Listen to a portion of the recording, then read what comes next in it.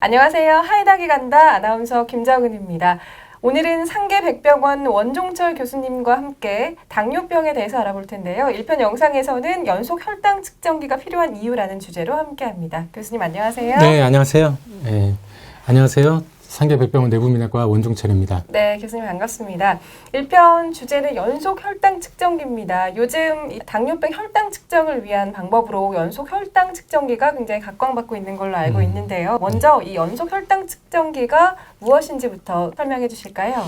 이렇게 말씀하신 대로 이제 최근에 당뇨병 관리, 즉 혈당 조절에 이제 패러다임이 많이 변하고 있습니다. 네. 당화의 수소를 10% 미만 조절된 상태로 정의를 했을 때 10년 전이나 지금이나 이 당뇨병 환자 중에 조절되는 사람이 한 50%밖에 안 돼요. 이제 우리나라도 네. 마찬가지고요. 이제 외국도 마찬가지고.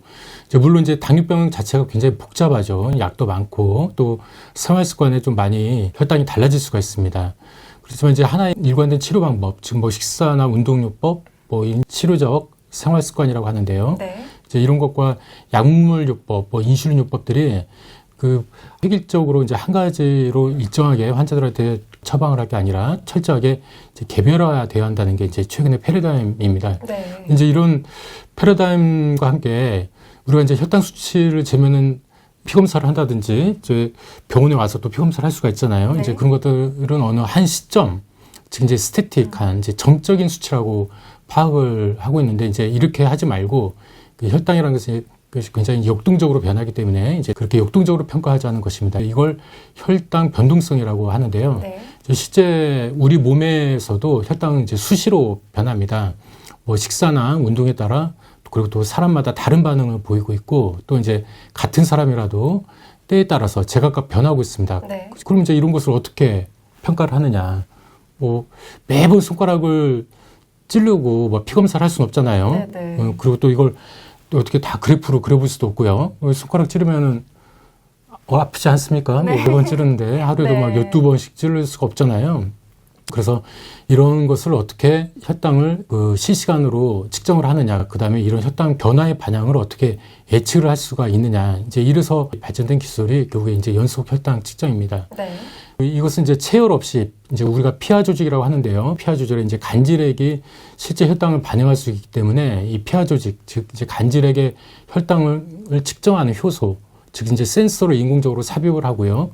그 센서가 혈당을 연속적으로 측정을 하고 기록을 합니다. 그래서 이것을 우리가 24시간 또는 이제 실시간으로 혈당을 볼 수 있도록 그렇게 만들어지고 있고요. 이걸 네. 이제 연속 혈당 측정, 이제 컨티뉴어스 글루코스 모니터링이라고 하는데 이제 간단하게 이제 CGM이라고 이렇게 이야기를 하고 있습니다. 네. 예전에는 사실 말씀해 주셨던 이 손가락 체열 방식을 통해서 네. 혈당 측정을 했잖아요. 네. 통증도 있었을 테고 또 감염의 우려도 있을 네, 테고요. 그렇죠. 하지만 하지만 그런 측면에서 연속 혈당 측정기가 굉장히 주목을 받고 있는 것 같습니다. 손가락 체열을 통한 예전 방식의 혈당 측정과 연속 혈당 측정기를 활용한 방법이 어떻게 다를까요?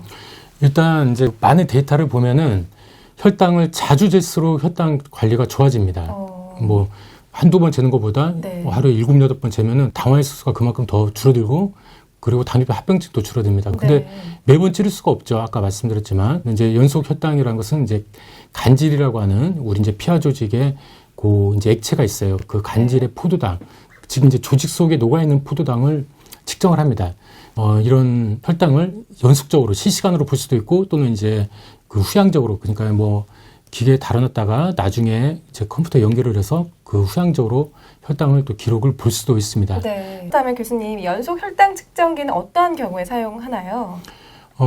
이제 CGM이라고 하는 연속 혈당 네. 측정기는 본인의 혈당이 이제 음식에 어떻게 반응하고 또 이제 운동한 후에도 혈당이 어떻게 달라지는지를 직접 확인할 수가 있는 기계입니다. 그래서 네. 당뇨병은 물론 유흥군이라든지 정상인에서도 궁금하다, 또 해보고 싶다 하면은 다 할 수가 있는 거죠.